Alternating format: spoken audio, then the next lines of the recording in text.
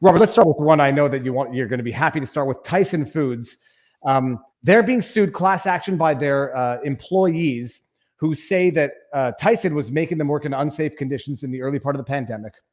Apparently Tyson was not only not allowing people to not work sick, but was not compensating them. They're forcing sick workers to work. I mean, this is the people that need the vaccine, and mandate that on everybody. Were at the beginning of the pandemic using as the pretext that they're a critical infrastructure, forcing people to work that were actually not healthy enough to work.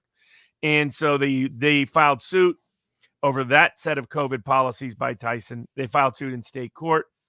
Tyson dragged it into federal court, went up to the Fifth Circuit Court of Appeals. Same argument they made in my case, that they're a federal officer. And the Fifth Circuit unanimously said, no, Tyson is not a federal officer. That, unless the federal government is directing you specifically to do something, guidance, press releases, these things do not make you a federal officer. And consequently, they lost that case. So that case will now go back to Texas state court. They are trying to stop the remand in my case. They remanded part of the case back to state court, and they're begging the judge not to allow that to happen because why are they so terrified of state court? I mean, unless for the lay people like myself who don't necessarily understand, they were not seeking the dismissal. They just moved for an automatic change of jurisdiction to the federal court, arguing that they were effectively agents of the federal government. And then it requires the plaintiff to make a motion, for change of jurisdiction or for denial? It's called a motion for remand. Okay. And so they say they're not state actors, federal actors, who then benefit from this jurisdiction. What is the idea behind the fact that they think they would get a more preferential or beneficial treatment in federal court than state court? Tells you something about federal court, sadly. That's the only way to sum it up. That it's a company that does not think state courts, who are mostly elected officials at the local level, will be in their pocket. But they think federal judges often will be. So they guessed wrong in this case. But, it tells you who and what Tyson Foods really is.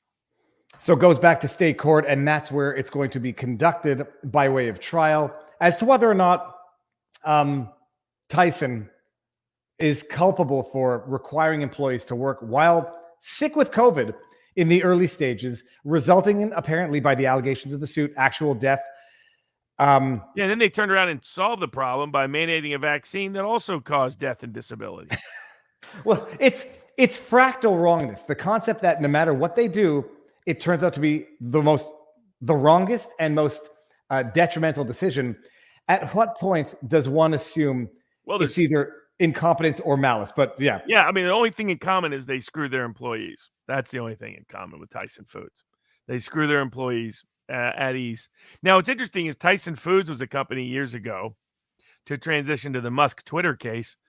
Tyson Foods, when they bought a company that now has them subject to a major class action about their alleged manipulation of meat and food pricing in America that's going through the roof. It appears, according to the complaint, that Tyson Foods is integral to manipulating their antitrust power to do that.